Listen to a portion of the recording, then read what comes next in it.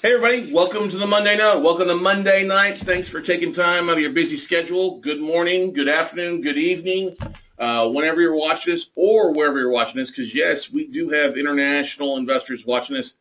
I've discovered from India, China, Australia, mate, all across the country watching these webinars or listening in, definitely depending on when they download it or watch it on Vimeo.com. But anyway, happy Monday. Hope you had a great and amazing weekend. Definitely a very busy weekend here in Austin for us. Got some really, well, we always have something going on. It seems like it never stops for us, too. So give me 1 second here. Hey, good evening, everybody. Yes, Dare, that's awesome. That's cool. Whoever said that, who said that? Bill? Awesome, Bill. Glad to hear that. All right. So we are going to dive into this thing and get rocking and rolling, so make sure to ask your questions as we go.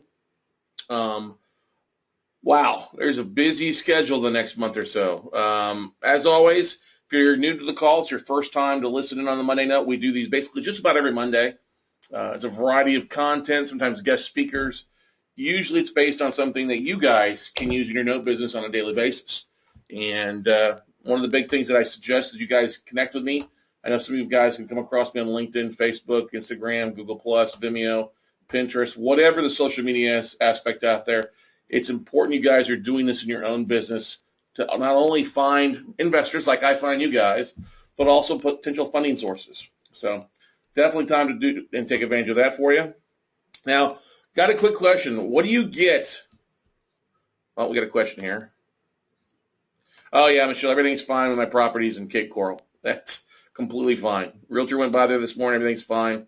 Yeah, Cape Coral is kind of a big area there, so it was quite fine. But thanks for asking. But the question I always like to ask, what do you get when you combine 3 cheerleaders, 2 strippers, an attorney, and a doctor in the same room? What do you get? Steph, you have an idea what you get when you get that? A great bag of stories. A great bag of stories is one thing, definitely. A great group for the weekend. We had our fast track training here in Austin, had a good group of individuals coming from all across the country. And no, I will not share with you who was what. But it sounded like, a priest, a rabbi, and an attorney go into a church, going to a bar. It was interesting, especially when they're asking, hey, what's the most interesting thing that most people don't know about you? So just great days, Friday, Saturday, Sunday spent with a good group of investors, really helping them, new mastermind members for the most part. People came in, spent 3 days with it. We spent really Friday diving into what their biggest questions were, kind of helping get a fit for things. Saturday was based on really finding how to find asset managers, how to pull things, how to communicate with those things. It was great because we had some people were extremely experienced and some people were very green, so it was a good meshing of people. I'm looking forward to a few people that are on the call tonight are coming out, like Jay. We're looking forward to having you, Mr. Roth, out in March. Giovanni, we're looking to have you either in February or March as well. There are a few slots still available if you're interested. Like we have our next one. We'll go through the events right now. Like this next weekend, this next Friday, Saturday, I'm excited to be up in Dallas, speaking at the Dallas REI Expo. Now that thing kicks off Friday at noon. So we'll cover a little bit more of that. It's January the 26th. It's hard to believe. Jeff Smith, owe me a call, buddy. I'll be speaking in the afternoon there in Lubbock at the Lubbock area. Just a couple hour things. If you're up in the neckwoods, Panhandle of Texas, you might want to check it out. February 6th is a one-day event in Houston, the Lifestyles Expo, the Wealth and Passive Income Expo. 3,500 attendees expected at the George R. Brown Convention Center. February 12th through the 14th, that's our next virtual note buying for dummies. Yes, that's Valentine's weekend, but we'll be done Valentine's night in time for you to take your sweetie out to dinner. But if you don't have a sweetie, don't worry. You can be mine. You can fall in love with notes. Oh, wait till the marketing rolls out for that one. If you've already got a sweetie and you need a little help with things, you may want to check out the Build Your Legacy Summit coming up February 19th to the 21st in Houston, Texas at the Westin Memorial City Hotel. Looking forward to that. We'll cover more on that in a second. Our next fast track, if you missed out on this one for this weekend, next one is February 26th to the 28th back here in Austin. March 11th through the 13th. If you can't make the Valentine's weekend virtual, you can make it the 11th through the 13th of March. Will be our following up virtual note buying for dummies. And then our next note mastermind Drum roll, please. It's April 15th to the 17th, tax weekend here in Austin, Texas. So we're really excited about that one. We've got some fun things. Steph's already been working on the planning of that for our mastermind students. That's going to be a fun couple days. So if you are interested in coming out to Texas, the big Lone Star State, to meet some really nice big investors, some cool people, the REI Expo really is a great lineup of speakers. I am speaking there, have a booth there. It's, like I said, Friday and Saturday, so you can spend Sunday watching the playoff games. At the Sheraton Dallas Hotel, there will be probably 800 plus attendees there, knowing what the REI Expo pulls out of the Dallas market, their home market. Normally, it's a $175 ticket price. I've had a few people email me, text me, hey, do I have a special discount code? Well, if you go to reiexpo.com, all right, if you go to reiexpo.com and use a special week close notes pricing code I'm going to give you here, you can get a ticket for $75. That's at like 40% of value. Use the special code Dallas75. Dallas75. Okay? Look forward to having there. If you're out of West Texas or East Texas and rather stick there home versus driving up to the Big D, you can go to the Lifestyles Unlimited Expo, which is the wealth and passive income. We spoke here last year as well. We're excited to have we actually have a very big booth at the Lifestyles Unlimited Expo there. February 6th, Saturday from 7 to 7. Jack Canfield from Chicken Soup for the Soul will actually be speaking there, have a book signing, which is really kind of nice. It is at the George R. Brown Convention Center in Houston. If you're driving in, you can stay at the, the Hilton of the Americas? Mm-hmm. Hilton of the Americas Hotel. Really nice place where I'll be staying. So no groupies, please. It connects to the convention. Yeah, it does. It actually connects to the convention center. So if you're worried about walking around in the ice and cold, or hopefully it's not icy and cold. But it'll be cold. It'll be chilly. 3,500 plus attendees is what they're expecting. I was told by one of the wonderful ladies I've worked with at a different organization, Natalie Pinkman, who handles a lot of their sales and marketing stuff. They told me they've already got 850 plus registered for it. We will be having a booth there and a breakout session. Stop by. Feel free to visit with us. You can get 2-for-1 tickets right now at $49.95 on the website. But if you want, I can hook you up. Whoops, where did it go here? Oh, I had the wrong thing here. Well, hang on a second. If you'd like, I can hook you up with a free ticket to the event by just simply using the code when you go to Lifestyles, the wealthandpassiveincome.com, wealthandpassiveincomeexpo.com, or you can go to this website, which I just had up there. Sorry about that. I thought I tweaked it earlier. bit.ly/notes lifestyle and use LU vendor, which stands for Lifestyles Unlimited Vendor. We've got a few select tickets. They're available until they're available. So if you enter it in and they're no longer there, sorry, you're SOL out of luck. All right? But save you $49.95. It's still a great, it is a really good event. Big thing. The convention center's a pretty good size area there. So what we are really excited about, we've got some really cool things. We've got some people signed up for this thing right now, our Build Your Legacy Summit. Now, I talked briefly about this before. If you're really looking to how to get your financial ducks in a row, you've been going at this note business for a while, but you really feel kind of out of sorts with how your entities are set up, how you're structured. Are you really optimizing all your tax rate, what you can as far as tax savings or retirement accounts? You want to be at this thing. Not February 19th to 21st. We start at noon on Friday, so if you want to drive in Friday morning, you can. Be there all weekend. It will be wrapped up by 4 or 5 o'clock on Sunday, so you can catch a flight out of one or two Houston's airports and make it home. Houston, Texas, at the Westin Memorial City Hotel. Normal pricing for this event is $5.99 per person. I mean, literally, it's not your basic expo. I'll tell you that right now. It's not a basic expo. It's also not a pitch fest. I'm being very careful and very specific on who I bring in. I want to bring in some experts that can definitely get you some counsel, no matter what you're doing. Whether you're raising capital, or you need help with your entities, or you need help with your IRAs, or you need help with your estate, or what legacy you want to leave your family, is why we have the Build Your Legacy Summit. All right. Early bird pricing is still going on at $299, which is half off.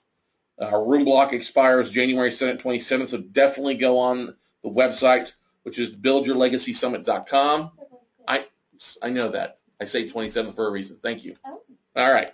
Because we are doing something really cool for those that take advantage and sign up for the rooms now. Sign up Not only will you get half off the price and get a great price on the room block, we're going to, for the first 50 reservations at the hotel that book at the hotel and book their tickets through us, you guys are going to get $100 in gift cards. $100 in gift cards that you'll be able to use. So, yeah, $100 in gift cards.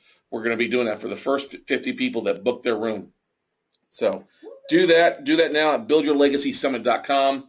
We're keeping track with the hotel who books under the reservation. You have to, if you go to the website, buildyourlegacy.com, which is really easy. I'll just go there right fast for everybody. We are updating the speakers, which I don't think they're updated yet. We've added a few more. George Anto, one of the best private capital raising experts in the nation, is coming out. I think Brad Sumrock on Apartments is going to be coming in from Dallas to speak for a day. But here's the website, buildyourlegacysummit.com. It's hardly we're 38 days from it.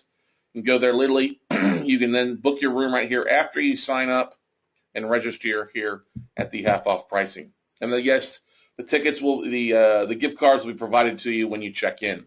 So take advantage of that. Trust me, you're going to be seeing a lot more information about that, some short videos, some short sneak peek videos of some of the speakers and what we're doing. So really, really excited about that event. That's going to be really life-changing for a lot of people, really life-changing. So it's a different event than the expos. Like I said, it's designed to help you go where you want to go. All right. We've never put on an event like this before, and we're really excited about the opportunities that people have. So there you go. BuildYourLegacySummit.com, everybody. All right. Any questions about any of those events before we move into our main subject tonight?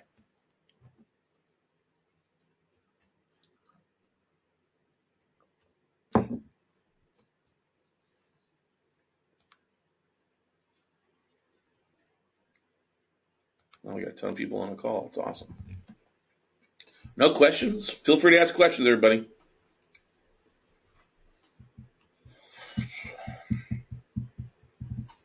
Oh, there we go.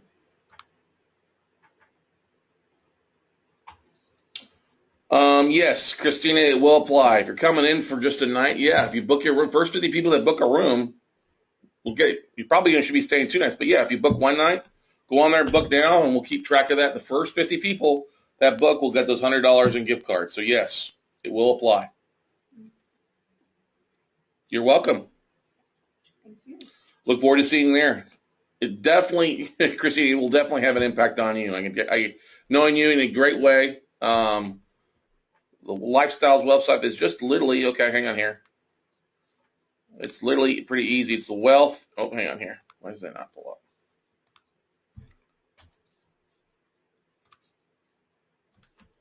Wealth. Oh, there we go. And Passive Income Expo.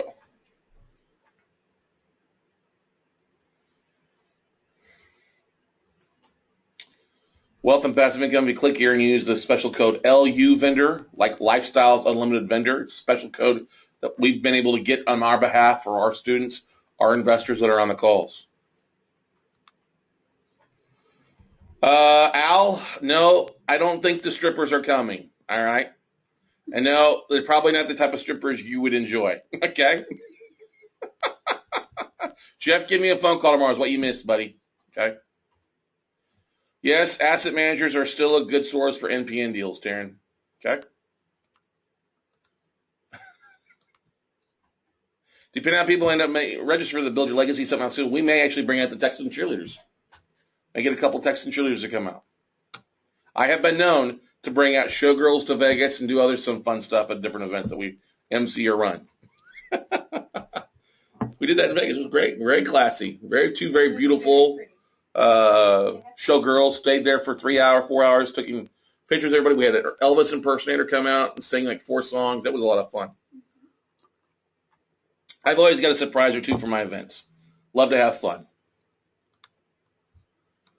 Any guy cheerleaders? Yeah, we may be able to hook you up with a couple guy cheerleaders, Christina. Yeah, I mean, it's just the Build Your Legacy Summit right there. BuildYourLegacySummit.com.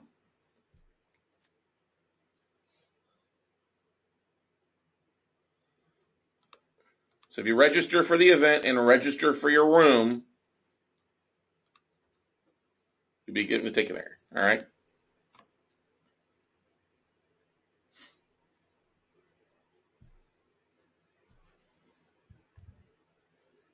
You're welcome. Any other questions, anybody? To give you an idea on the Build Your Legacy Summit, we are dropping at thousands and thousands. There's a lot of private money going to be in the room.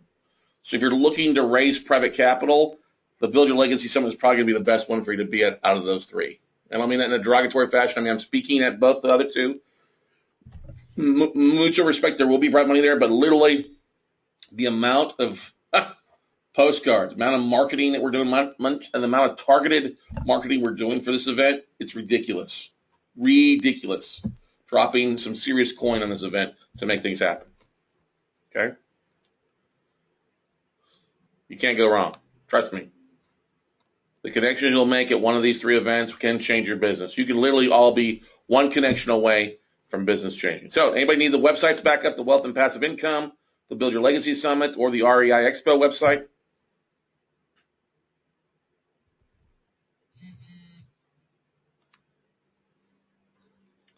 Okay, Jay, why are you asking me? Can you not pull it up, the REI Expo? REIExpo.com. Come on, baby. You asked. But you need to pull up for what? It's REIExpo.com, brother. You're welcome, bro. No problem.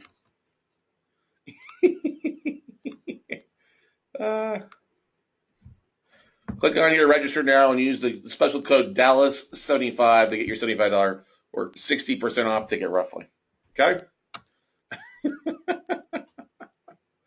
Oh, we will have some fun in both of these places. All right. So let's dive back into content since Jay's already good on this one here. All right, questions. Whoops, what's wrong with my mouse? All right. So let's go on to the Build Your Notes. All right, the Monday note. Now, one of the biggest things I see when I'm talking with people, and I even saw it this weekend as we're talking with some of the new mastermind students and people I've talked to out there, is people like don't know what their real estate background. Even people I've talked to on the phone the last week. People are like, well, I'm trying to wholesale this, but I'm trying to be a broker. And the biggest thing you got to keep in mind is I want you guys to be a note investor. Be a note investor. Don't be a broker. Don't be a wholesaler. If you're a wholesaler or a broker, you're really not an investor. You're a transaction coordinator for the most part.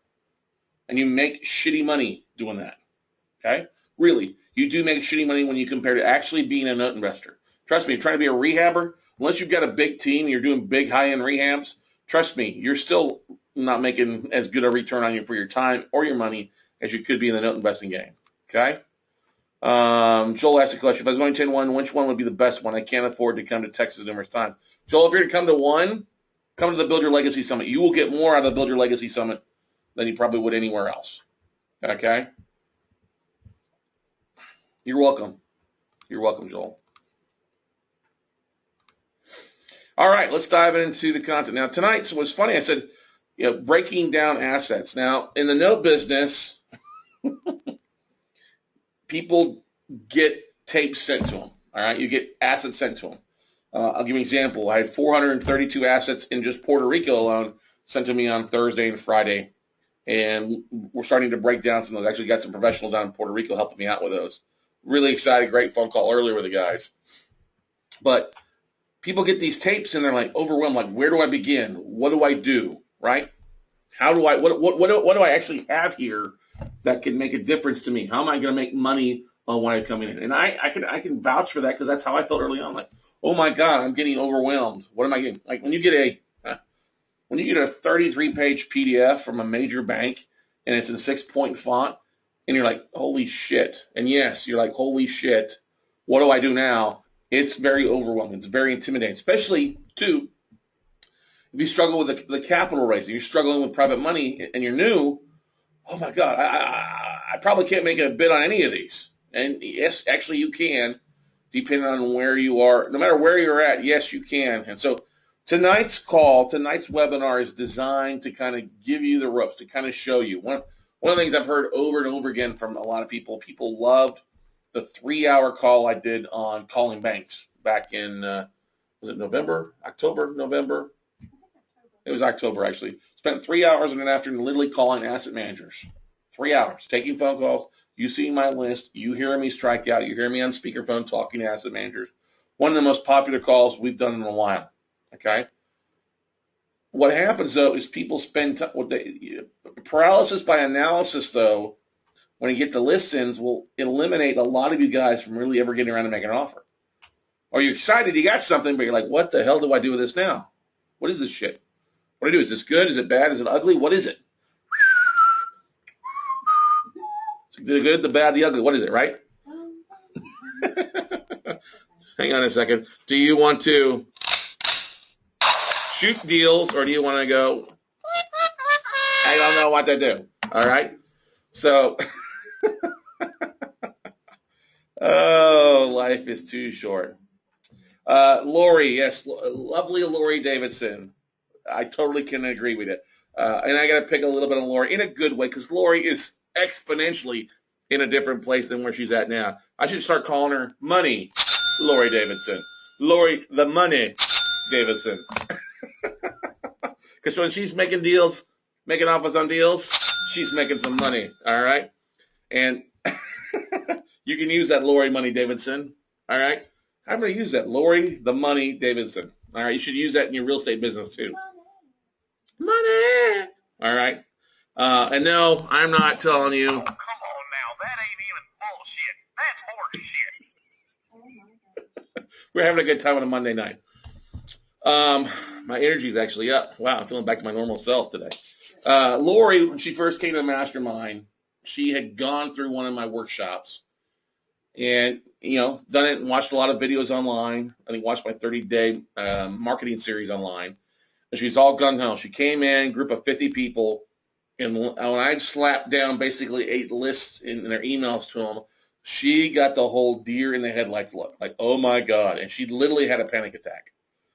And that's okay. She literally almost started sweating, getting hot, almost tearing up. I'm like, whoa, calm down. So I spent time going through that tape in front of everybody, and I've done it before with you guys here. So when you get an asset tape in, it's okay if it's a real tape to call me. All right? You drop me an email. Hey, I got a real tape in, Scott. Do you have time to go through it with me? Now, a few months ago, I spent some time and recorded it, and it's on there breaking down a deal with Mel Sitt and Heather May and Mel Sitt, and it's a really good video on breaking down the individual deal. But what you guys really need help is how do you go from having a couple hundred assets to identifying really the cream of the crop, or what you initially believe is the cream of the crop, before you put eyes and ears on property. So what I want to do is go through a couple of different things with you. But yeah, Lori, you do a great job. I mean, Lori breaks down tapes pretty dang fast now, as far as I know. So on some different things, when you're breaking down tapes, the most important thing you guys can do to begin with is literally just start filtering the tape. And my filter means we're going to go into Excel and use the filter button to kind of sort it. First, get it all organized for you. Organize it by state, city. So you have all your states, basically from Alabama all the way down to Vermont, okay? Bill, that's a good question. Where can you archive those videos? And let me show you here, because that is a good question. You can literally go to, when you guys, hang on here. You may want to go ahead and follow me. If you go to vimeo.com/WeCloseNotes, this will give you, this is me logged in. There's some private stuff on here, but literally, or stuff that's, you gotta have a password to get into it. But literally, I've got a ton of videos. I think there's 190, 200 videos available for you guys to watch. You usually can literally go through them all. Okay? Give me a second here. I'll pull up.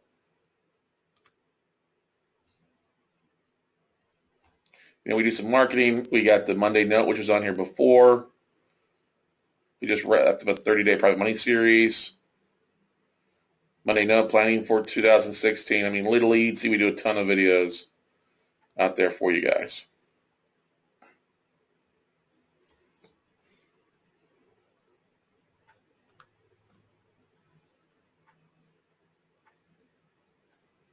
All right. So like I said, it's vimeo.com, WeCloseNotes.com. Plus, also, there's a link on my website, if I remember correctly. Better be. Go to WeCloseNotes.com.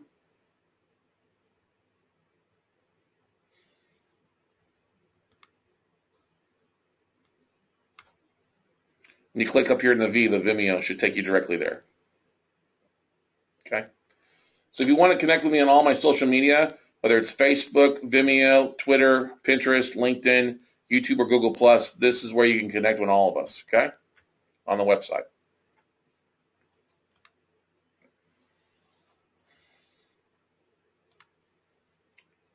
All right, cool. All right, let's dive in here for some more information. So we go back here. Once you get a listing, it's important to organize it. You're welcome, Bill. You're totally welcome.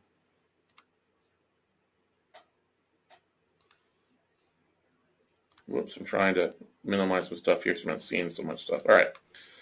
So when you filter it, you can start eliminating things you don't want. So like literally the most important thing is once you narrow down the list is narrow it down by some specific things. And this is what you're probably going to want to write down if you got a piece of paper and a notepad there or something like that to take notes right now. Filter for states. Literally get rid of the states you're not interested in. All right. And I always say if you're brand new, start with like 5, 6 states because that'll give you plenty to work through. If you just focus on one state, you know, you're going to have probably problems with, unless, of course, it's the state you like and the tape is all Florida. You know, I look at all tapes of Florida. You know, I get a tape of Florida, I'm going to dive into it. All right? I get a tape of Puerto Rico, we're diving into it, okay? You can filter by property type. A lot of times they'll list it, single-family home, duplex, triplex, condo, mobile home, lot, land. You may want to get rid of the ones you don't want, which would primarily be lot, land, mobile homes, unless, of course, you're invested in mobile homes. But get rid of property types, right? So it's got square footage. You may want to get rid of really sub like 1,000 square foot houses. It doesn't really make sense to have those in your portfolio unless, of course, it's like a condo. That would be probably the one exception to especially sub 900 square foot houses. Right? You can filter by occupancy. Now, if you're liking the fix and flip business, and that's one of the things you do, you probably want to get rid of the occupied assets, especially if there's in faster foreclosure states. But if your goal is like me, to modify, to have cash flow coming in, then you really probably need to look at keeping the occupancy where it is owner occupied or there's a tenant in place. Okay? Now, one of the things that we'll be doing next week, on the next Monday night, we've got a really special guest coming on to talk about some really cool stuff on a kind of a subcategory to if you're looking for cash flow or the assets you do, but we'll save that for later, okay? Maybe you filter by pricing. If the asset manager or the seller of the assets tells you it's 33% of unpaid balance, you probably need to throw a column in there and see what that 33% of unpaid balance and how that equates out to value. Am I paying above 40 cents of the dollar value? Am I paying above 50 cents of value? And get rid of the things over 50% of value. No, I'm paying too much for those. I don't want to waste my time with those, okay? Filter by location. And by location, that's probably something you're going to map, like batch map it all out. So it's out in the middle of nowhere. It's a rural area. Okay, get rid of it. It's in the state I like, but where the hell is this little town? Now, get rid of it in the small towns, okay? As I said, filter by values. Maybe get rid of the lower valued assets, sub $25,000 assets. I need to get rid of those, okay?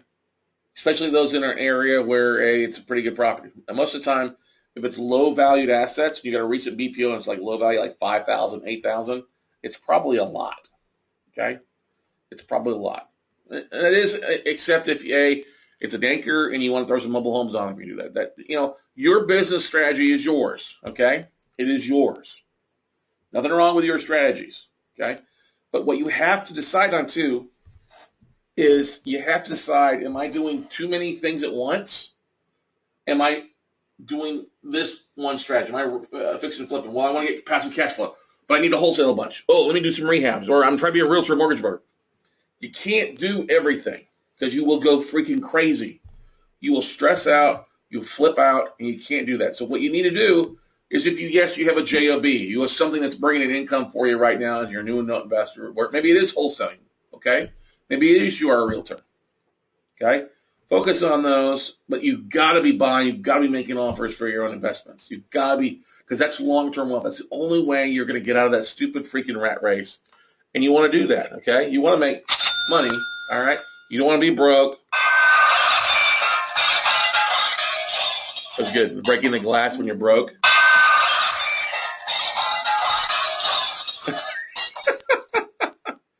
Question in here. No, I'm not talking about you. No, there's plenty of people, whoever just asked the question, I'm not talking about you. Trust me. I've had probably 20 phone calls about that. And you are set on the right track. Jeff asked the question, do you run into issues with realtors not wanting to do a BPO? Couple of things, Jeff. Yeah, I don't want them to do a full BPO until I have my offer approved. I want them to do a desktop CMA. Can you pull quick comps? Can you maybe drive by this? That's what I ask. If you're asking for a BPO for free, especially the BPOs, can I have you do a desktop CMA? Can you give me a quick valuation on this asset and maybe drive by it and let me know if that makes sense? That's what you would do on that, Jeff. Okay.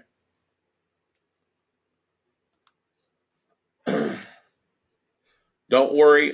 If you think I'm talking about you, I'm probably not. I just have dealt with so many people in the last 3 weeks calling me, and they're just, it's normal. You want to know where you're at in life. You want to know where you're at in this business.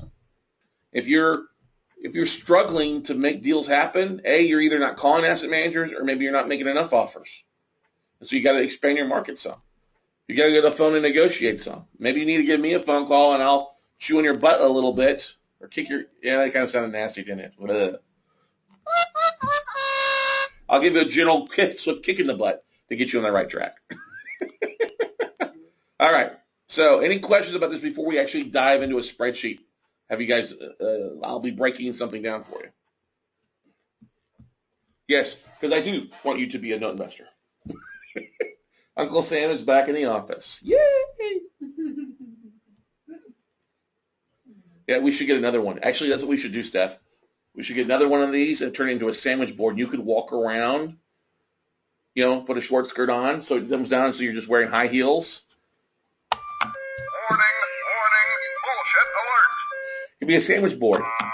And you walk around, I want to be a note investor. Okay, Steph doesn't like that idea. Take precautions.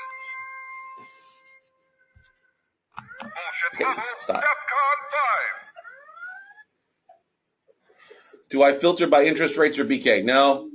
BK is not a bad thing, Steve, so I don't filter by that. Okay? I will go through that, Christina. Will you show us how to load assets in a batch deal? Yes, Kathy, I will be glad to do that. That'll be one of the first things that we do. Will you be reviewing more about pricing, how it's set up in the tape? Yes, I will talk to you guys in a second. I'll show you guys how we do that. Okay? All right. So let's do the first thing, because whenever you get a tape in, let me just pull this tape up here. Like literally, okay.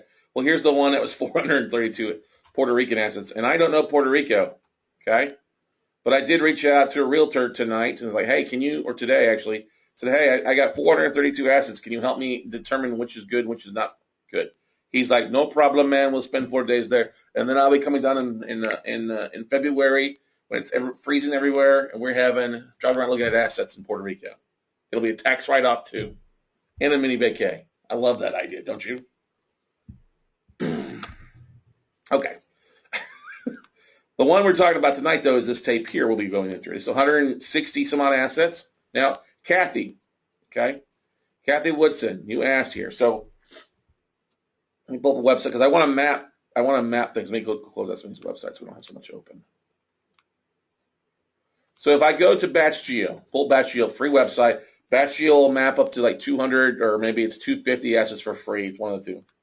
So what I'll do is there's information on here I don't really need as far as the address for the most part, okay?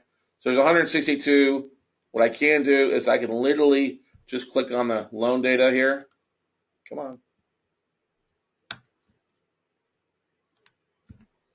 And I'll just copy everything I need. So I definitely need the address, the current balance.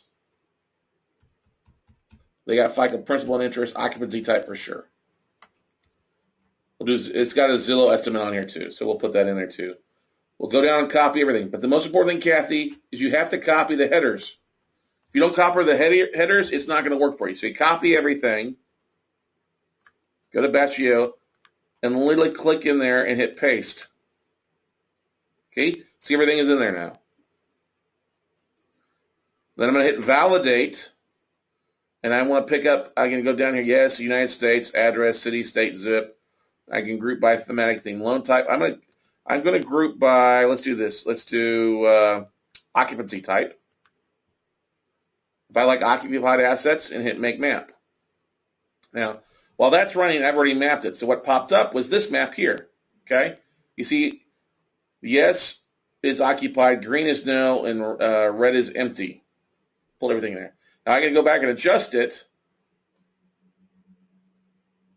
and change it to a different. Say I want to change it to that square foot, but let's. Well, I didn't copy over the Zillow value on that one. Let's say. Let's do it by year built. Hit make map. And while that's running, this is 161 some odd assets. While that's running, give it a few minutes here. We can go ahead and go into the spreadsheet and start filtering this down. Now, first thing I do, let's go ahead and blow this up so some of you guys can see. All right. Some of you are like, how do I filter? Well, then what you do is in any of your spreadsheets, you've got this little top square here between A and 1. You click on it to highlight the whole thing, and then you go over here and hit sort and filter. This is already filtered.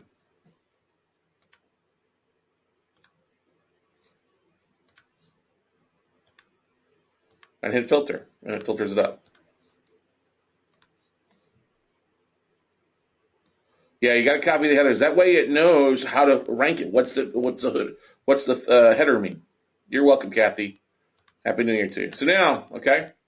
So now we are in alphabetical order by state. You got Alabama, Arkansas, one in Florida, Georgia, Illinois, Indiana, Kansas, Kentucky, Louisiana. On the spreadsheet here, we go further down, but we're not going to go through all the states in a second. We got loan number, the address, city, state, zip, the original balance. Now, with this tape, it was contract for deeds, which is basically like notes, but it's like a lease option kind of like. Okay? Original balance, what the current balance is, lien position, these are all firsts. They don't have a lien position here because they are all firsts. If there were some seconds, it would be in there saying seconds. Loan type, contract for deed, which is nice. Term, 360, 240, 360, 40. Interest rate, principal and interest payment, the FICO scores, if they're on there, occupancy type, which is important. And they have a Zillow estimate. What Zillow gives it as a value, which we know that's going to be off, right? And then we have a sold price, what it was sold for. When it originated, you can see some of these are all originated roughly in the last couple of years. When they made their first payment, the next day paid due. So some of these are in default, obviously. Some of these have made payments through March of last year. Okay? And then when the loan matures. Okay? Sushi. You gonna get that? Yeah. Okay. Firecracker. I don't care. Give me some bait, please. I love me some raw bait. Okay. Thank you, Steph. All right. So, but we got all that stretched out now. So, but the biggest thing there is to start filtering. So, literally, my game plan is I want to have cash flowing assets. I want to have assets that are available for me to, I can modify or I can keep them in the property, right? Okay. And the most important thing, especially if you're paying a VA, a virtual assistant, to do some of your breakdowns, especially its values and things like that, you want to narrow it down so they're not wasting time on stuff, especially if you're paying for due diligence. If you're using Liz Bruner's service like Tape Techs or their noteinvestingclub.com where you're getting charged, $5 an asset, that can add up pretty fast. I mean, that could be $100 if you got an extra 20 assets in there, right? So what I'll do is literally I'll just get rid of the states. I'll get rid of the states I don't want. So, first off, I'll save this file online, but so I have the original version of it. But I'll go ahead and get rid of I'm just literally going to delete things I don't need. I'm not going to invest anything in Alabama. I would look at the cities that I scroll down. So if it was Gulf Shores, Alabama, that might be the one area I would, but I'm not a big fan of Birmingham. Go Clemson. Oh, Havana. Oh, that's Arkansas. Never mind. No to Arkansas. I'm just going to go ahead and delete those. We got Florida, Savannah, Georgia. No, I'll leave it in there. I like, I've got some stuff in Illinois, but right now I'm not really liking what Illinois is doing for the bank, so I'm going to get rid of the Illinois stuff. I got the Indiana stuff, though. How does a newbie decide what markets to invest in? Great question, Jeff. I would focus on the states that have the larger markets. Okay. I'd also do a mixture of, we've gone through this in the virtual workshop. You may want to check into that because I will give you, if you look at the virtual, I give you the states that you probably should be investing in. All right. Some judicial, non-judicial states. Okay. Stuff that's appreciating in value. Those are important for you. Okay. Christine asked a question. When filtering from the seller, is this assuming you're able to cherry pick? Yes. Yes, my investor or the seller did say I can cherry pick this all day long. Yeah. Or they say give them a loan level pricing. That basically means being able to cherry pick. So yes, good question. Jeff, just, pick 5. Pick Missouri. If you like Texas, Missouri is a good market. If you North Carolina, pretty fast foreclosure. South Carolina, a 12-month foreclosure, but it's appreciating. Okay? Pick a few states and go with it. I like Indiana. Lots in Indiana in here. Kansas, I'm not a big fan of.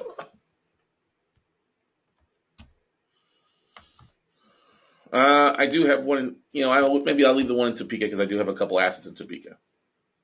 I'm a good realtor in Topeka. Kentucky, I'm going to probably get rid of the rural assets that I don't recognize. So, I'll leave Lexington in there and Louisville, but I'll get rid of the smaller other areas I don't recognize for the most part. Louisiana, Kentwood, I don't know where that's at, so I'm just going to get rid of it. If you guys are investing in Michigan, for the sake of this has a lot of Michigan assets. It's got a good chunk anyway. For the sake of the argument, I would probably get rid of a chunk of these. The reason you're going to eliminate some of the states that you like and just keep the states you like, if you don't have that many states in there after you filter down, then you can go back and say, well, yeah, I probably need to add this state in. Here's my 6th favorite state. Minnesota, where my homeland. Baby, Paul Bunyan, yeah. Truman, Verndale, Chisholm, Folsom. I have West Concord. I don't know where these are at. So I'm just going to get rid of them. Missouri. I'm going to keep Missouri in there because it's a pretty fast foreclosure state. Mississippi, I'm probably going to get rid of.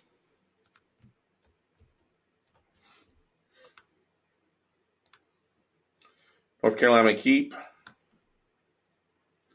Kathy, yes, you could hide and not delete if you want to. Remember, I still have this file saved on my desktop somewhere. Okay? Senior GA, Kentwood, Louisiana, hometown of Britney Spears. Well, for sure we want to get rid of it then. Hell yeah, we don't want to keep it. That waste of oxygen. North Carolina, we get to Ohio. A lot in Ohio. Ohio is actually making it into really one of my top 6 markets, so I'll keep Ohio in there. Pennsylvania, if you like Philadelphia, there you go. If you like Reading, great. Pittsburgh, there you go. You hit South Carolina then. I like South Carolina.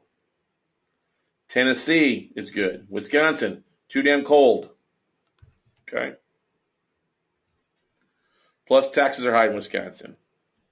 Go Packers. Hey, the Packers did it well this weekend. I gave it to them, didn't they? All right. So now that we've filtered this down some, we're now cut our list in over half. Yes, I'm skipping Oklahoma. Where's Oklahoma? Were there 80 Oklahomas in there?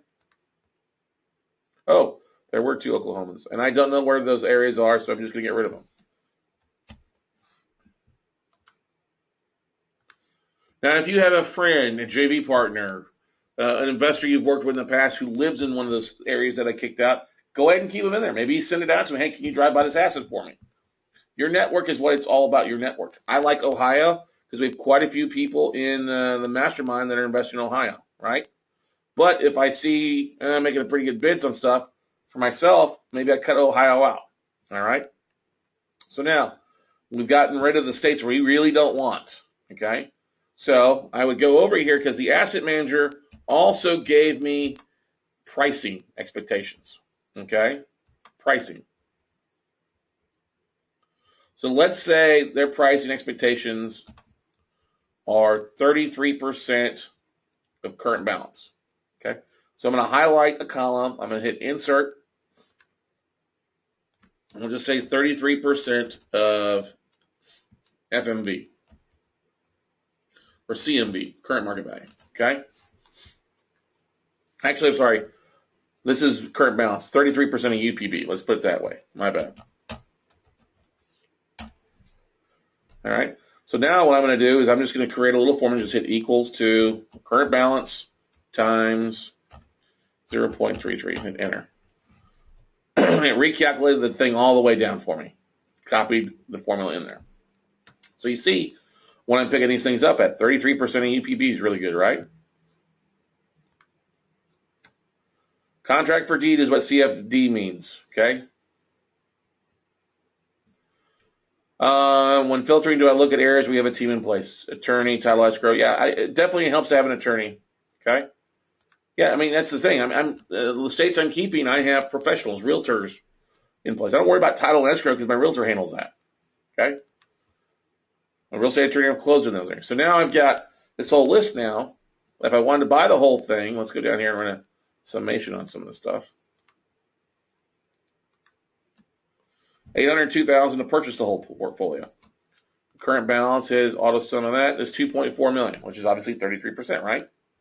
Now, what's also important to me, since I want cash flow, I don't want vacant properties, right? And since we've got yes if it's occupied or no, we can go ahead and filter through this and just get rid of the no's, right? Actually, what we're going to do is we're going to select the no's. I'm just deleting this tape down. That gets rid of a few more.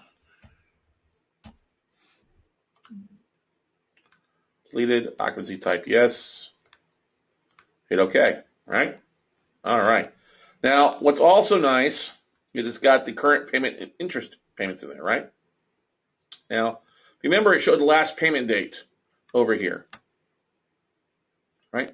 Next payment date. We probably, if we really wanted to try to get these borrowers to modify, and since we've got next payment date, quite a few of these in 15, I'm going to resort the list. Come on, why does it not let me do that?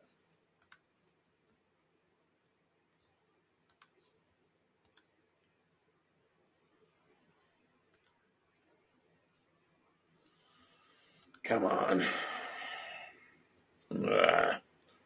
Some funky stuff going on here.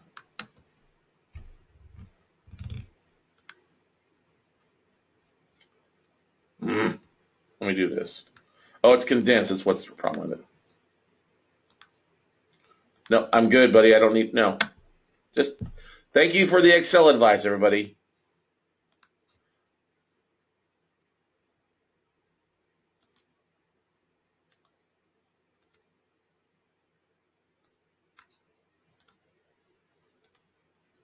Let me custom sort.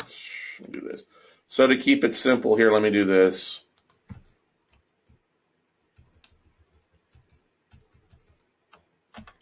Sometimes you run into that with spreadsheets. There'll be formulas or something on there that somebody else put in that you want to get rid of. Control C. I'm just going to go back over here to a new spreadsheet.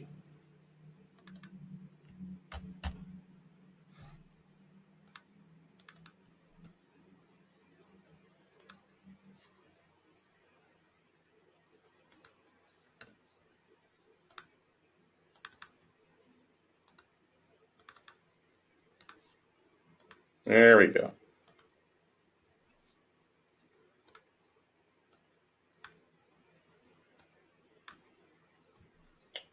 Better.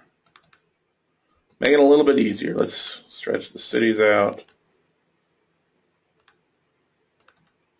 That's looking better. Okay.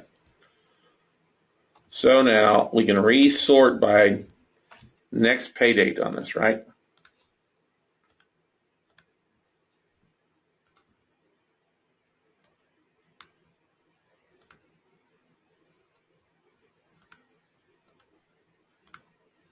Newest to oldest. So we see March 15th is when the last payment was made. It's probably when this tape was originally created for the most part.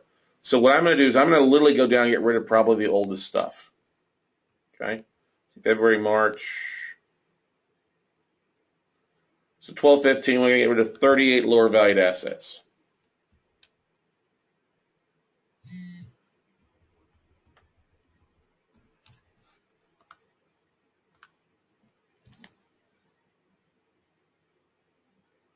Wow, Alabama's up 7-0 already. But now I'll see that we've done this. We've got a smaller list of assets, right? We've got 36 assets that we can really dive into that are going to be worth our time. I just got rid of assets where the last payment is greater than a year old. Anything where the last payment was over 2014, yeah, I want to keep something where it's the last payment's in here relatively soon because it should be easy mods if you want cash flow. Okay. How did I get that how did I get that box to put the formula in? Well, the Florida one went away. I can always pull it back up. But if I'm looking for cash flow, especially contract for deeds, Florida, I don't really want contract for deeds in Florida. Okay. It's usually lower valued assets, and I like higher valued assets in Florida. Okay.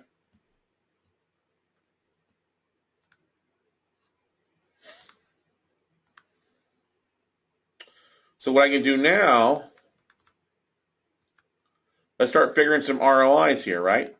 So we got 33% of UPB. Let's highlight this one in green because it's really going to be our money, right?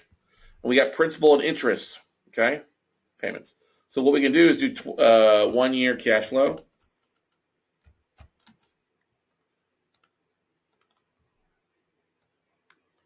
And what we can do is do equals principal and interest payments times 12, because 12 months, right? Let's expand it out. So now that's $3,800 in cash flow if we can get them to pay for 12 months, okay? What was the formula for the 33%? Oh my gosh, really? You're going to ask me what the formula? All right. This is equal to the current balance times 0.33, okay? Guys, I'm not going to sit here and teach you Excel. You got to figure that stuff out yourself, all right? Go to FedEx office and ask for a cheat sheet. They have an Excel cheat sheet you can get in there to make things happen for you, okay?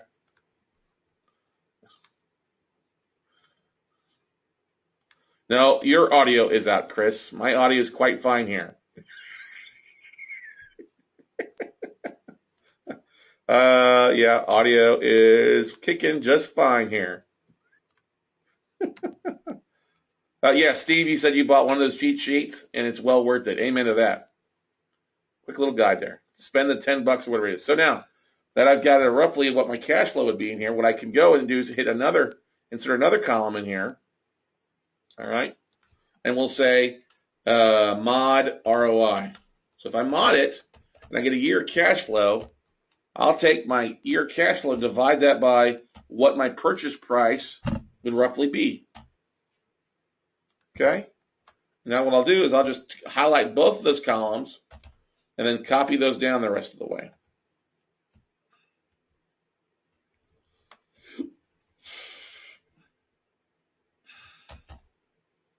All right. And I'll change this to a percentage versus dollar amount.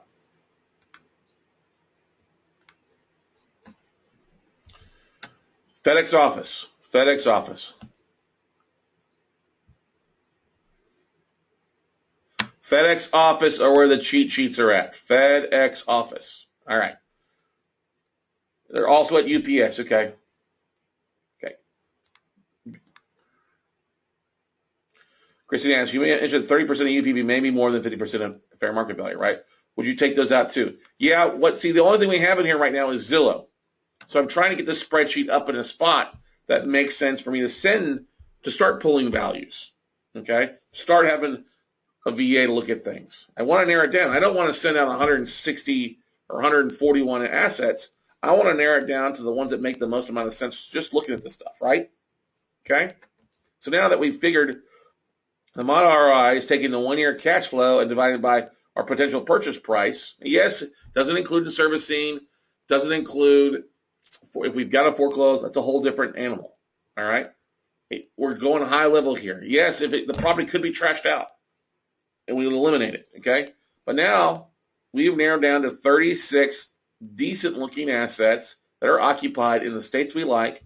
And now what we're going to do is we're going to eliminate, we're going to readjust, because we work as investors here. We're going to just based on what our ROIs could be at. So we're going to refilter the list starting, actually we're going to custom sort it, not next pay date, by literally, where is it here? The mod ROI, and go highest, largest to smallest, and see what pops up. So now you see, well, wait a second here. Oops, I typed in the wrong one. I refiltered it. Custom sort.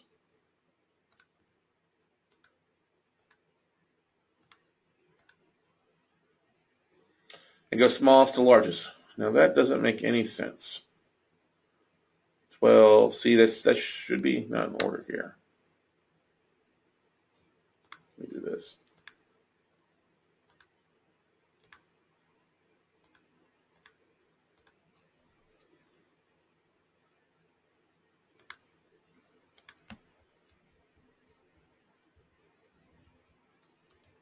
Yeah, see. Some weird reason my Excel's not accurate. Kicking in decently here.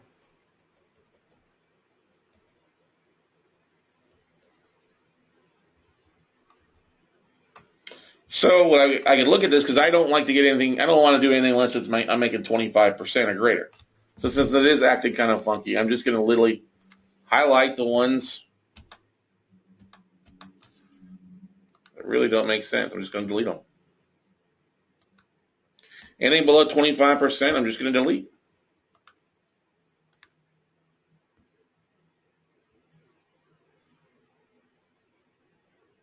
There we go. Now I have narrowed it down to really 29 assets that fit what I'm really looking for. This would be the list then that I send to my VAs to spend time working on.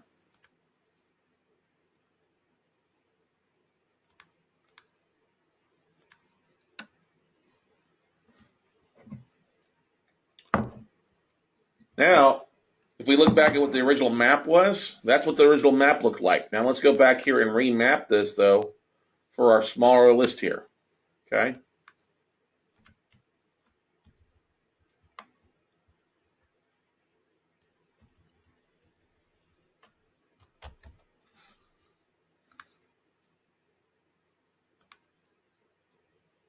Yeah, see, it's all over the place there.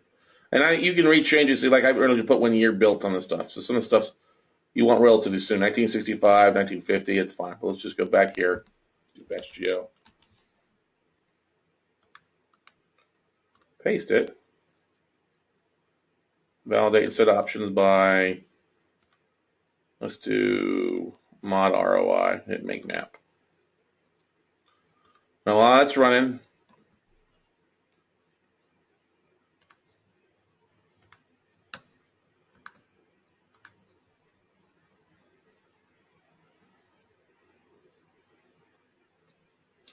Indianapolis, Illinois, it's 23%. Not a big deal. You guys get what I'm talking about, right? This is all dependent on what the condition of the property comes back with. It looks like it's trashed out. I'm going to kill it. Okay? But now I've got a pretty decent list here. And my purchase price now on this stuff, if I were to buy these 29,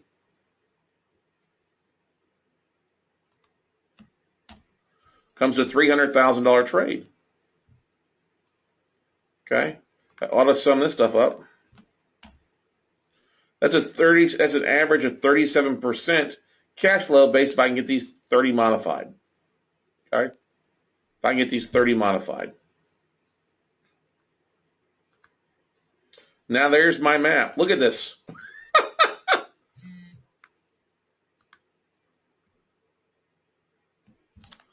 There you go. Go Clemson, 7-7. So now you see what the map looks like. Literally, it's like a straight shot. Look at this. Well, I'm going to fly into, I think I'm going to fly into Missouri here. Oh, there's one in Kansas there for some reason. Let's switch the ones out in Kansas. Oh, Topeka, that's fine. And it's like, look at that. That's almost a straight shot right along that. Or I come down here to the south, I almost got a straight shot from down here from Savannah straight up to the north of North Carolina. It's like two trips there. Fly up to there, fly out, straight shot along the highway there.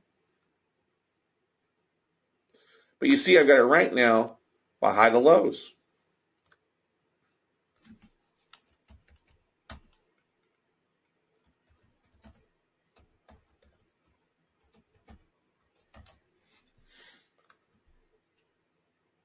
Now I've got that map saved in my email. Let me go from there.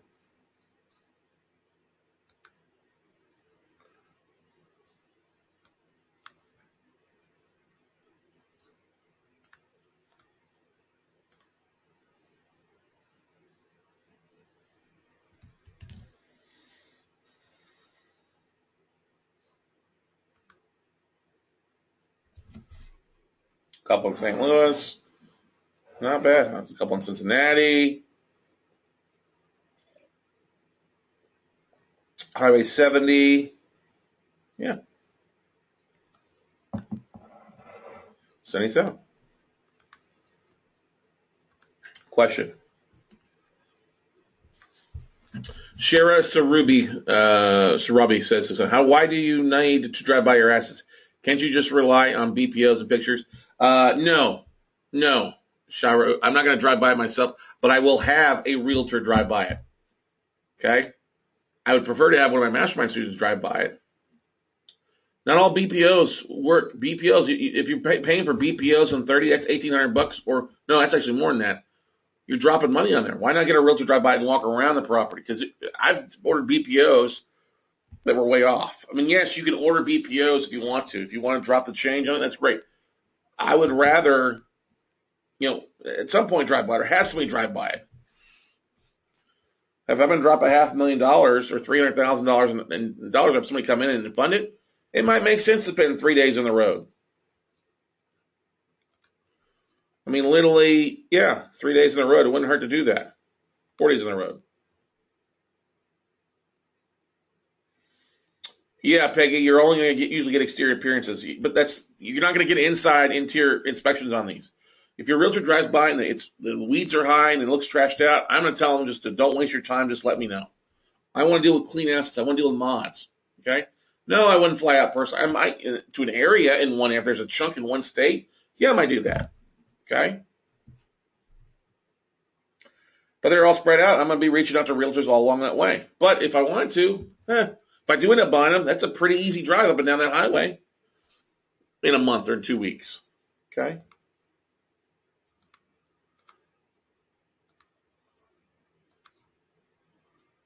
I want local realtors in the market. Unfortunately, in some cases, if you order a bunch of BPOs sometimes, there's sometimes an assistant who doesn't know the markets will be putting things in there. So you need to kind of have somebody put eyes on it. Not just trust a BPO company, but somebody put eyes on it. Yes, a BPO company can use to help justify your values. If you want to draw the money, you can. But on these, I'm probably going to need some help with a local realtor. If it does need a little repairs, if it needs lawn care, somebody who knows the market is value enough for that, right?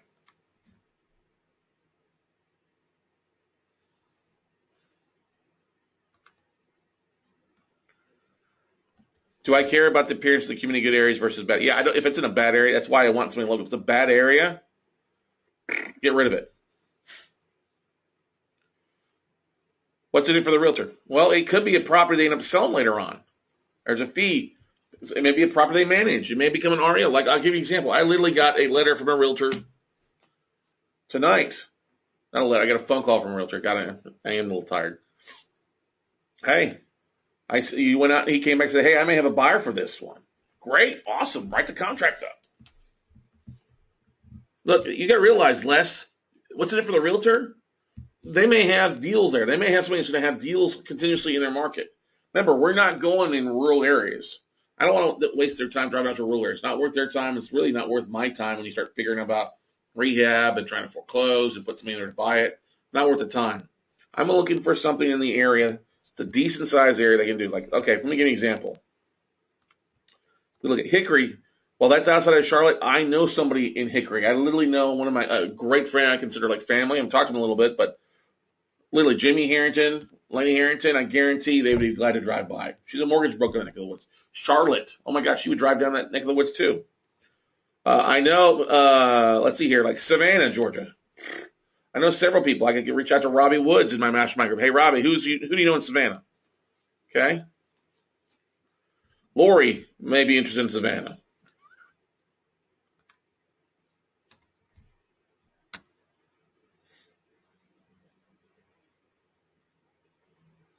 I'm just looking for somebody to do a drive-by. Look, I just need a desktop CMA and a drive-by. It's very simple because we still have a ways to go. All right. I don't need a necessarily. I mean, they're going to be an investor-friendly agent if they say yes to doing it. All right. If you got a family, somebody in the family who's a realtor there, hey, there you go. Okay. Yes, if you see an asset where you don't have a realtor, yes, then you can jump on Active Rain to find one. You can go to Zillow.com. Okay. Go to Meetup.com.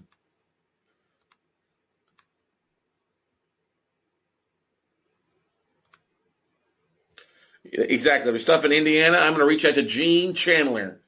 And because Gene's going to do the smart thing, he's going to drive by the asset and he's going to pull out his phone and do a periscope where I can watch it, take a video of it so I can see the asset. Because Gene's also a savvy investor.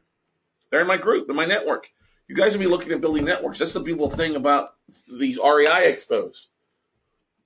I used to travel and go to a lot of events, but you'd have people come from all across the country for those events. So I would take and collect business cards and put in my spreadsheet and know that, I'd go through my spreadsheet. Like, that's exactly what I did when I got this Puerto Rico list ad. I knew I had a couple agents that I met at the 5-star convention in Dallas.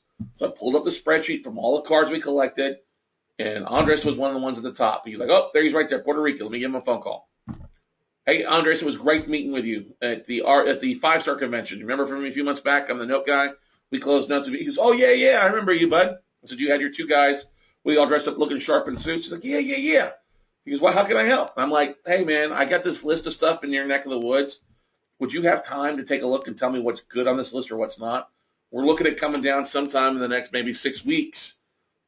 We've got some time on this list, maybe sooner. I may send 1 or 2 people from my staff down to take a look at it with you. And we're interested. We've got an asset manager there, and it's 432 assets. We're going to have some time for due diligence because I want to take a large chunk down. I mean, literally, waterfront property, all right, a condo. There's stuff that looks decent all across the area there.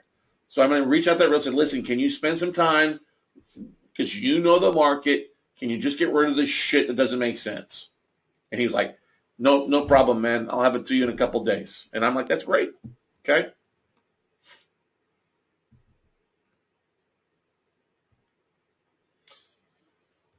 How much does the drive-by cost? It could be free. I mean, unless of course you're taking out the rival gang leader and you got to pay off Snoopy to shoot him, drive-bys are basically don't cost anything. If I can't get a realtor to do it, I'll use WeGoLook.com for $49.99. WeGoLook.com, and they'll go do it. All right, Kathy? Gene might do it if you buy him a steak dinner. You can use Craigslist gigs, but I don't use Craigslist. Look, just go direct to the source. It's okay to pick up the phone. It's okay to jump on Active Rain and pick up the phone. Do I use servicing companies to manage your cash flow assets? No. Well, I mean, if it's a note, yes, then they get notes. Servicing companies got to collect. I don't collect my own payments. That's illegal. You don't want to do that in most states. You want to. So you have a servicing company, yes, collects the payments, and they deposit into my account once a month with a report of who got paid and who didn't get paid. Okay, Timmy, I already know you're going to go down with us to Puerto Rico.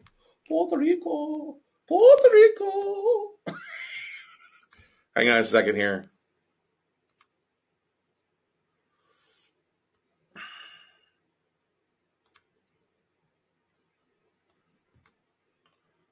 What questions do you guys have regarding this stuff right now where we're at?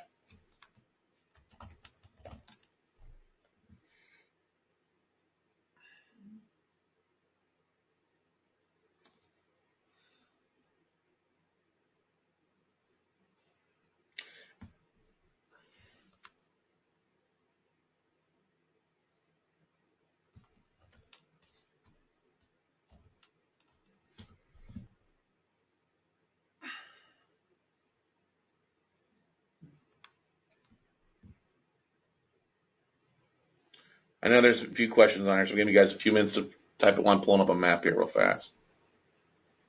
Okay.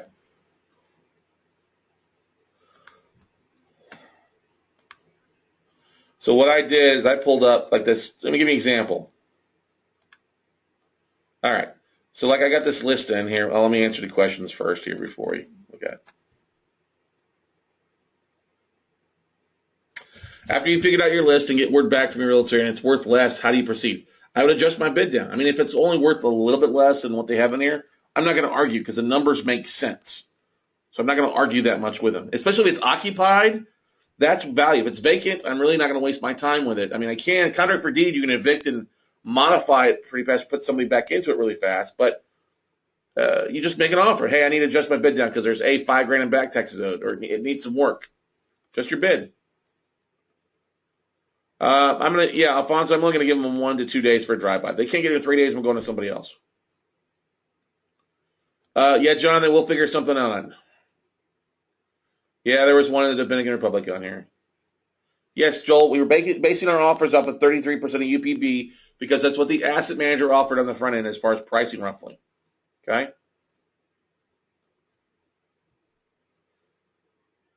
Is there a list of judicial versus non-judicial foreclosures? Also, what is loan level pricing? William, Google that, buddy. Google's a great asset. Judicial states, non-judicial states. Loan level pricing. Loan level pricing here on this spreadsheet is right here. Loan level pricing means I made a bid at loan level. This is one loan here. So this was what my bid would be. Loan level, 12,000. One bid, 10,000. One bid, 11,000. One bid, 13,000. Loan level pricing. That's what that stands for. All right? All right, hang on here.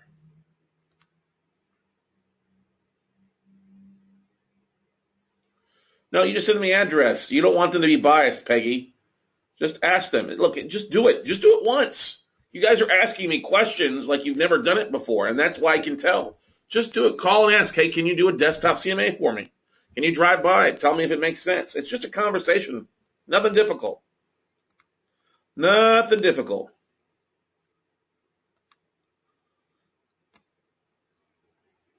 Okay, simultaneous flip when you pay the internet. That's a wholesale deal. Don't talk to me about that, Ben. Don't waste your time with it. I've not heard of simultaneous flip in forever. Simultaneous flips were basically, no, you're wasting your money on that. Sold price. These on this list, the sold price means, Kathy, that when these were sold as contract for deeds, they were sold like owner finance to the borrowers. Okay, and the contract for deeds at that amount. Okay. Oh, Jesus, you're asking me a question. When you send an adjusted bid, do you actually get a reply from the seller if not accepting? Or they often go back and forth? Yeah, they go back and forth. It's the negotiations. Yeah, people don't bite. Exactly, Robert. Thank you so much. People don't bite. Just ask. Worst thing you do is hang up and you go next. Okay? So, I'll give you an example. We ran this map here for Puerto Rico. I'm going to own the whole island. We're going to call it Puerto Carne. Puerto de Carson. And this is only off of 200 assets. It wouldn't map, Batchio wouldn't map the full 432. Okay?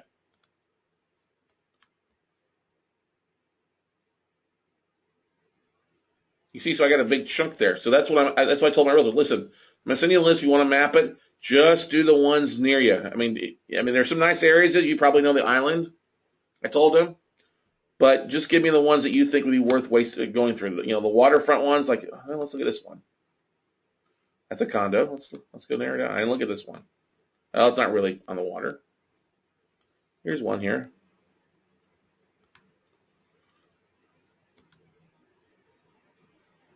Kind of near the coast. Let's do a satellite.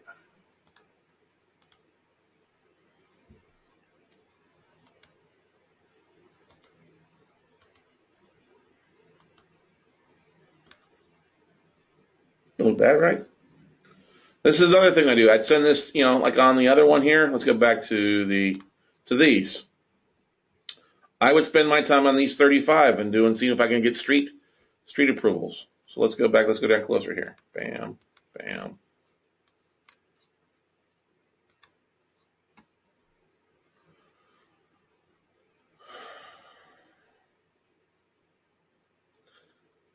Yeah, if realtors aren't willing to do a drive-by, just get rid of them.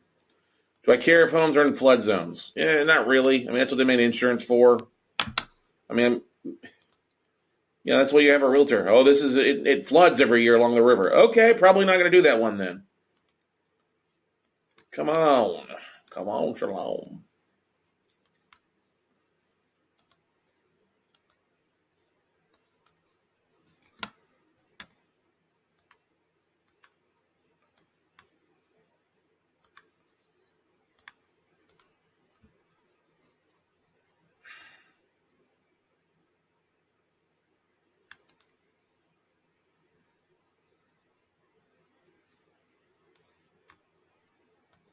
Not bad looking neighborhood, right? Hey, look at that. Look like somebody's been painting the house there. Not too snabby on that one, right? Hey, that's a good looking little house there. Decent cars in the yard. I don't like the fact they're parking in the yard, but decent looking neighborhood, right? So what address is that? 714 Charlotte Avenue.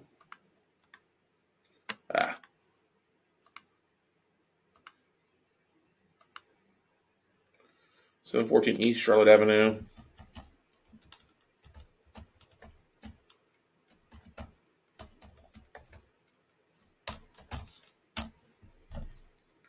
Is it Sumter? Yeah, Sumter, South Carolina.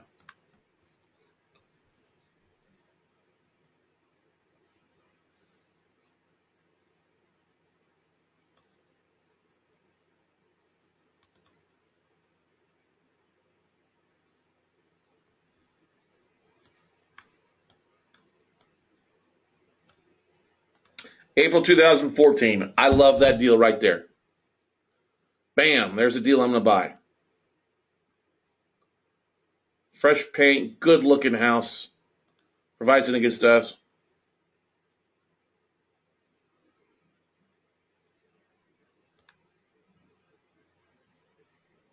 I'd make 12 offers and then narrow it down to 4 or 5. Now, one of the things I'll show you guys here in a little bit is one way where you get creative. Hey, Mike Bridges, yeah, Shaw Air Force Base is there. You can post to the media groups. Hey, I need a local wholesaler to look by. Drive by and ask it. Tell me what it's worth. Okay. Show us the research you would do via these selected properties. I don't have time for that tonight. That's a different conference call. But you would do a search. You check taxes and check values. Those are the two most important things that you would do to protect your investment. Get on the county's website and make sure how much the taxes are owed. So let's go back to the spreadsheet. Sumter, South Carolina.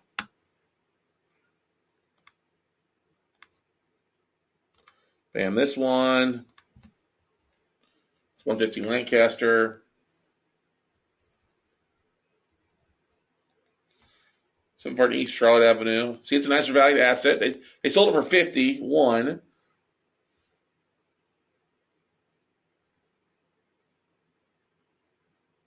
See, that doesn't make sense.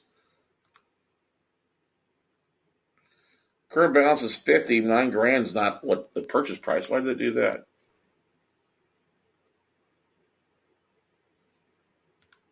Let's run this number again. Is equal to that times 0.33.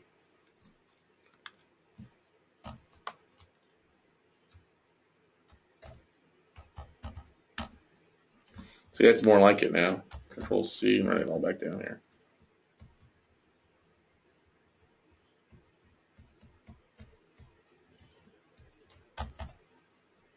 That's more like it.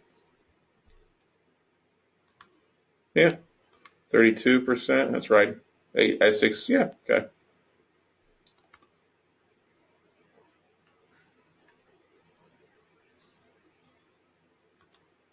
Yeah, still a good deal.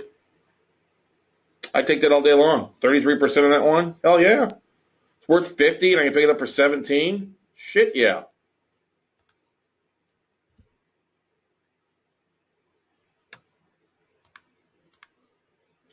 There you go. Not a bad looking deal there, right? So let's talk about that deal. Should we talk about kind of the funding aspect of it? All right. 54.23 in cash flow. You pick it up for 16,824. Let's just do this. Bam, bam, bam. Control C.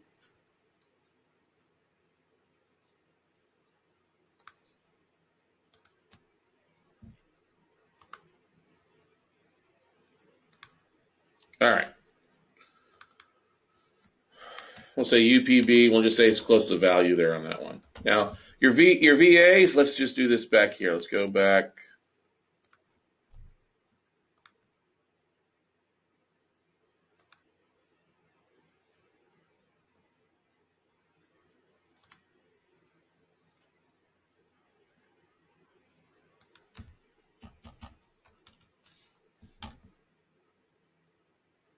So truly it tells us this value is worth what? So let's see what truly it says. Yeah, see, it's not a bad looking little property there. 36, okay. Yes, if I find it was worth 36 and not 15, of course I would adjust my bid down to 12 grand. Okay. Zillow says the value is worth what? See, Zillow says 53. Okay.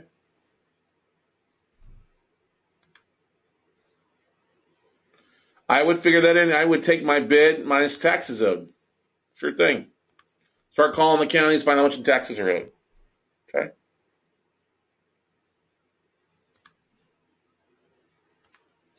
So if we figure this, let's say the value is the 51,000. Purchase price, let's say it doesn't have any taxes owed. 1 year cash flow.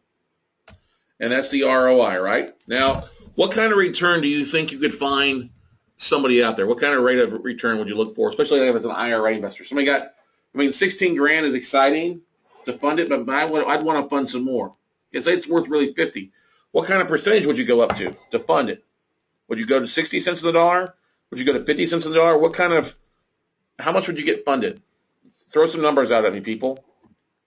I missed the national championship game, and I'm a big college football fan.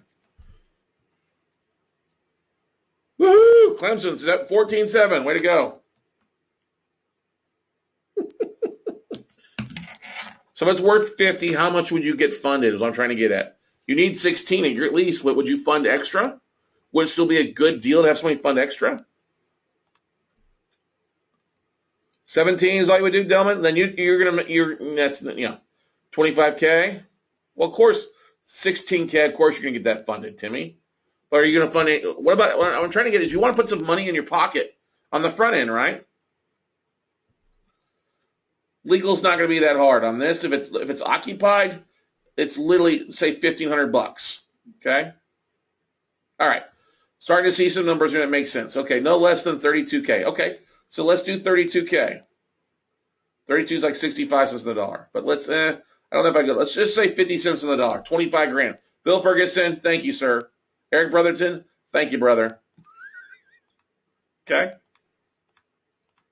Jack Thomas at 32, and that's 65 cents on the dollar.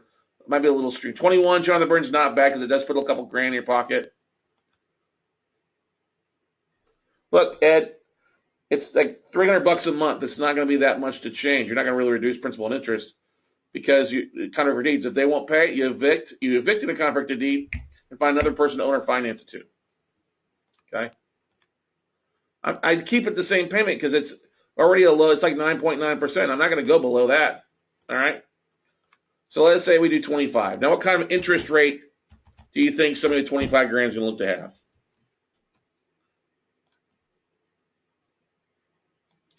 Just watch, Timmy. You will find out, darling. 12%? Okay.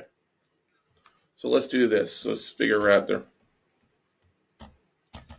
So their monthly interest and payments is $451. You're not really going to reduce that. That's a normal payment for a property.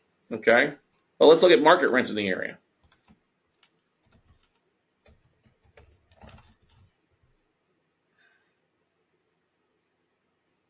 Go to Renometer 714 East Charlotte.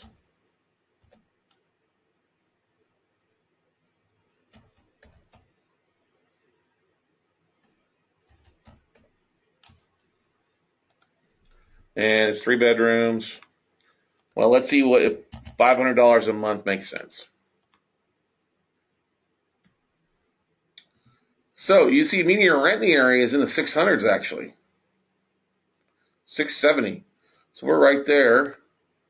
650. So I'm not going to reduce my mortgage payment they owe. 500 is pretty much right on. All right. So we see anyone from 8 to 12 for an IRA investor. Okay, so that's easy to do. So if we were to borrow 25 grand,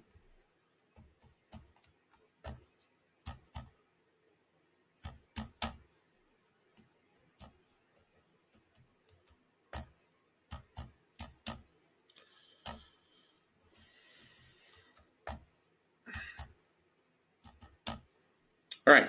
So if we were doing 8%, 10%, and 12%.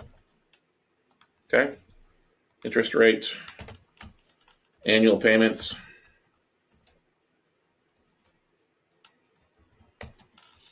And let's divide these by 12 so we know the monthly payment. All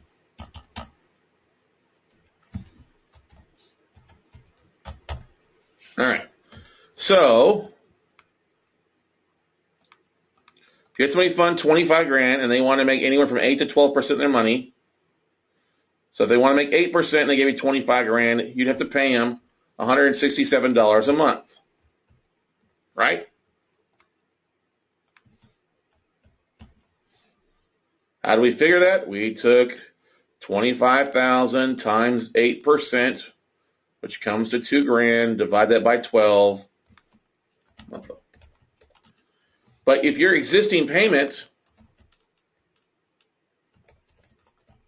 is $451, that's pretty good, right? You guys only got 25 grand that just wants to make 166 and you got $451 a month coming in? Phenomenal, right? Phenomenal. Because then you basically take 25 grand, all you got to pay is 16, so then how much are you coming out?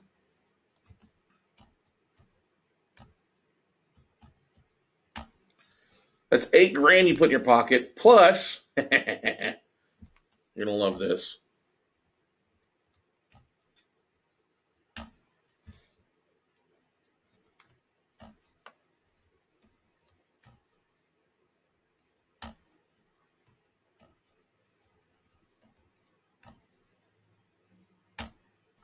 At least $200 a month in cash flow on your end.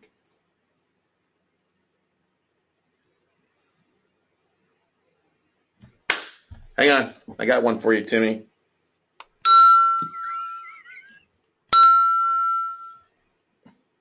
So you just need a night of good sleep. Plus the $8,000. Exactly. With 8 grand, that can give you a little bit extra money. I wouldn't spend all 8 of it. I'd keep at least 4 grand of it in escrow account because your investor's happy making 25. But also, what you're not realizing, Mr. Ferguson, you're out there, you're still in an equity of at least $25,000. Now you've got 8 grand on the front end. Investor's happy making 8, 10, or 12. So you got 8 grand on the front end plus the monthly cash flow. And if they refinance you out, you got another 20 to 25 grand on the back end of equity in the back end. You're making money in the front end, the middle, and the back end.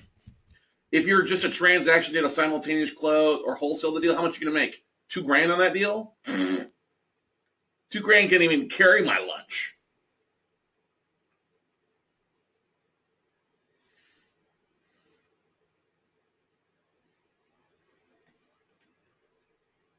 Okay, Jesus. Some of you guys, all right. The 25K, we talked about this. How much would you borrow from an IRA? You're not going to go to the bank and get a loan, okay? An IRA investor, 25 grand sitting out there looking to make 8, 10, 12%. Yeah, you'd be able to do that. The 8 grand would come in, yeah, you got to pay some expenses. They may be $1,500 in servicing costs to rinse and repeat. Not that much. Yeah. Plus you got cash flow coming in. What about well, if you did a 50% JV deal, then they're getting half the cash flow. You still get the 8 grand. Then they're getting at least $225 a month, half the cash flow, and then you got half in the back end. You got 12 grand on the back end coming to you, and 12 grand coming to them. Still a good day. Still a good day.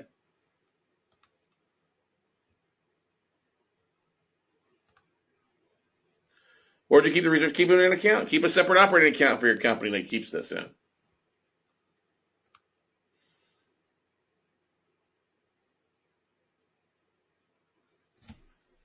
You're borrowing $25K from an investor, Joel, and keeping the rest. Okay. Yeah, exactly. You're exactly right, Michelle. There's a fourth stream of income to this thing.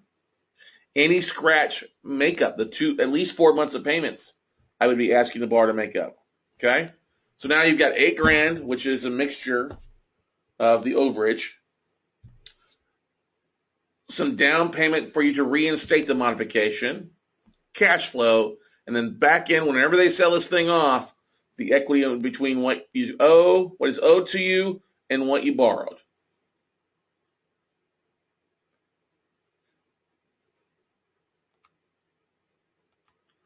How do you determine investor funding amount? Something comfortable, maybe $30,000. Let's just drop $30,000 into this. $30,000, you're at 60 cents on the dollar. You're still cash flowing decently. So you're at 8%, that's 2,400, it's 200, 250, 300.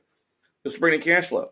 So now at 30, you put $13,000 in your pocket. You still have anywhere from 150 to 250 a month.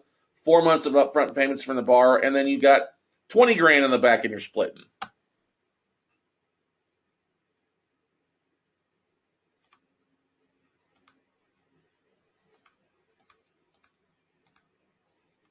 South Carolina, I mean, you evicted in 60 days there, if not faster.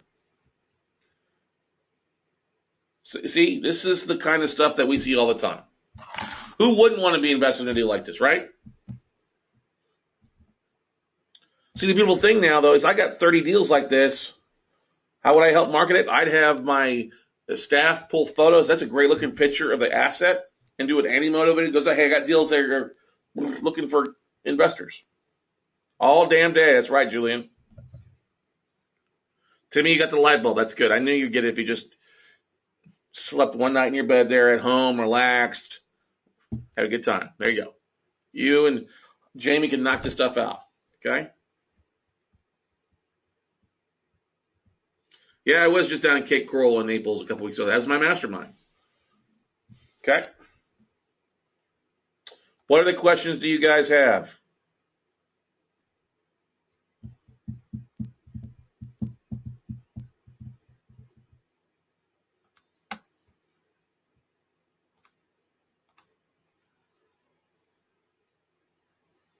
I wouldn't go below 10,000 person less. I'd try to stay above 10,000. Anytime you start getting above that, I mean, you start going below assets that are 10,000 people. I mean, you might go a little bit lower if it's near an area, but for the most part, I wouldn't waste my time going.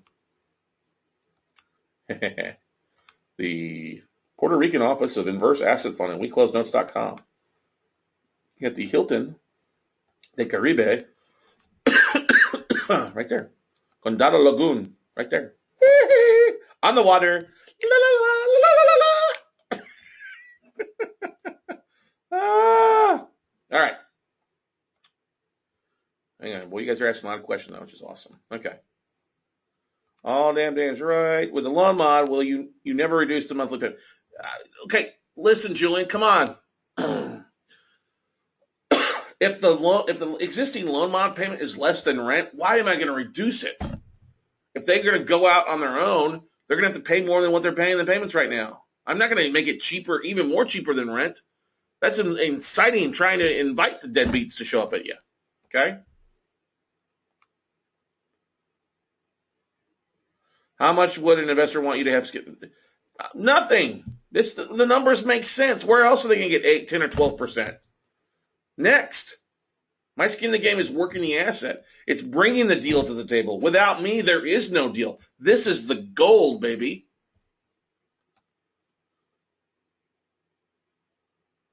How do I explain to the investor? There's expenses. Maybe there's rehab costs. They just need to know 25 grand. I'm not going to sit the difference between 16 and 25 and say, listen, I need 25 for the deal. Here's where it is. And we're going to be able to return you a flat return on a preferred return on your investment. Okay? You're welcome, Jacqueline.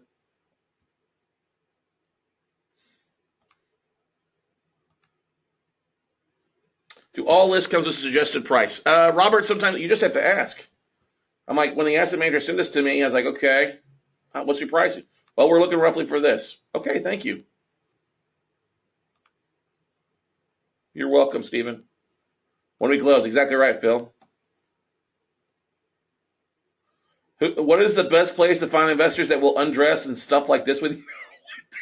Diane, hey, it's not that kind of investor. I'm not asking them to undress for me. I don't need them to strip down. I'm not like that. I'm good. There's all sorts of places to find investors. Meetup.com. The freaking events we talked about at the front end.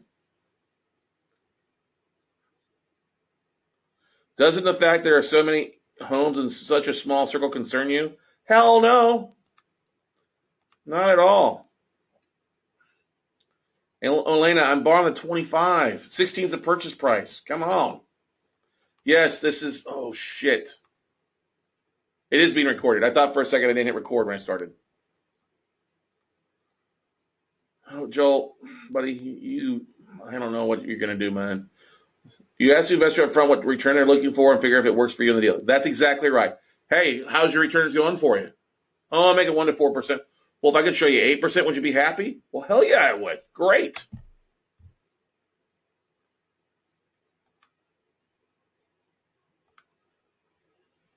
All right. Cool. Any other questions, anybody?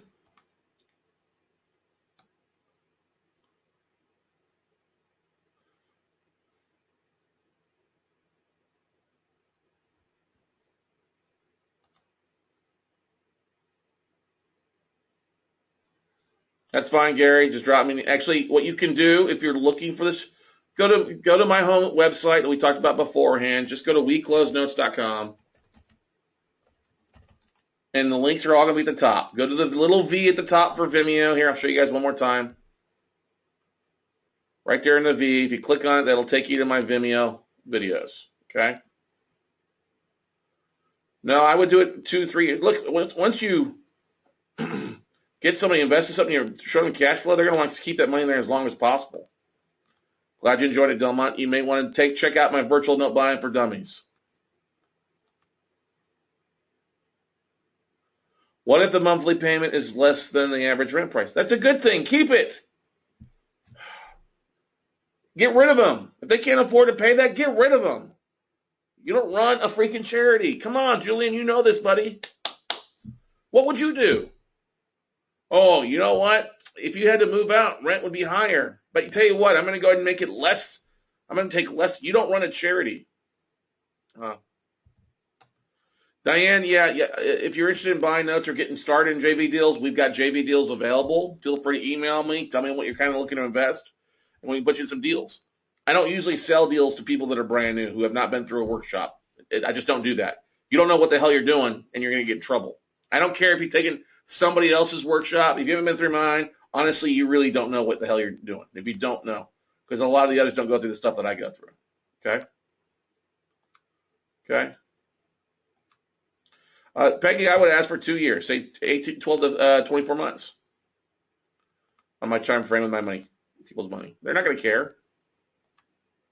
All right. All right, everybody. Well, if there are any other questions?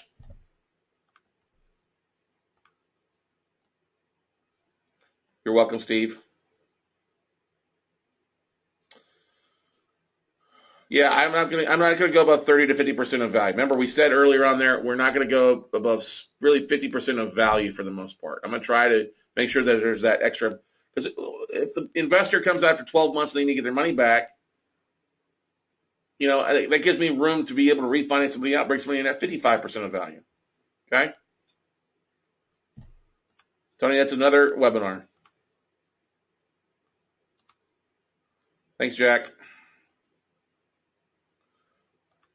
You could sell it as a performing note, but it's a contract for deeds. So most of the contract for deeds you're going to be keeping for a while. Okay. Thanks, Phil. Thanks, Ron. Diane, if you just email me, we'll send you a list. We have our next virtual note buying for dummies workshop, February 12th, 13th, and 14th. It's virtual. Do it from home, from your computer, from your laptop, from your smartphone.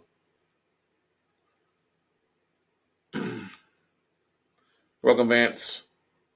Thanks, Bill. All right, everybody. Well, it looks like we're wrapping it up. Getting a lot of thanks here from everybody. Have a wonderful week. Make sure you take advantage of those discounts on the events if you can. And we'll see you guys at the top. All right.